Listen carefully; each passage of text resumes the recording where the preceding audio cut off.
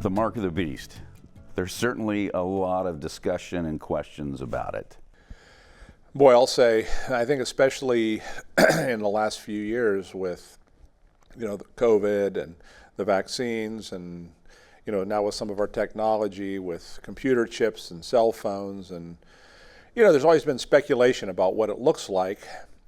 But for the clearest description of it, you're going to find it in Revelation 13, where John is talking about a vision he had of the dragon and two beasts. And they represent their several things, but then they represent the dragon as Satan. And then the two beasts would be probably at that time Nero and maybe his high priest or whatever. But he talks about things in present terms for the Christians then, and he also talks about the future. And then he kind of really explains, I think, what the mark of the beast looks like, which probably surprises a lot of people when he throws the number out 666, which we all associate as the mark of the beast. You want to talk about that a little? Yeah, there's a lot of symbolism, numerology in the book of Revelation, but the 6, just a 6, is really the number of man, and it's also an incomplete number, where 7 in Scripture is the perfect number. And so if you compared the Trinity, it'd be a 777. And so the 666 is representing Satan, the beast, and the other beast. And so it'd be the Antichrist, Satan, and then the false prophet. And so those three numbers, and it is interesting, if you just thought about an overarching theme, that really represents not just a symbol of man, but working against God. And by the way, 6 is never as many as 7.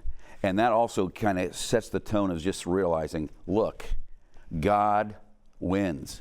He is above this. And these are false. Right. These are incomplete, but they are going to try to take the glory and have a victory over God, and it's just not going to happen. Well, and really we think, that taking on the mark of the beast has to do with taking a symbol or, having something implanted in you or something like that. But I think many people unknowingly are kind of taking the mark of the beast on now, because what it really symbolizes is Satan, the dragon, wants to get the first beast to rise up as a great human leader that people will follow, and then the second beast is kind of the, I would say, head propaganda minister to try to get people to follow him. And I think what he's talking about is when we place too much faith, when we begin to worship a human leader or a human government, we think of like Rome and Nero, we think of Nazi Germany, we think of places like that, but we got to be careful even here in our United States, because sometimes we maybe expect too much of our human leaders, and we become so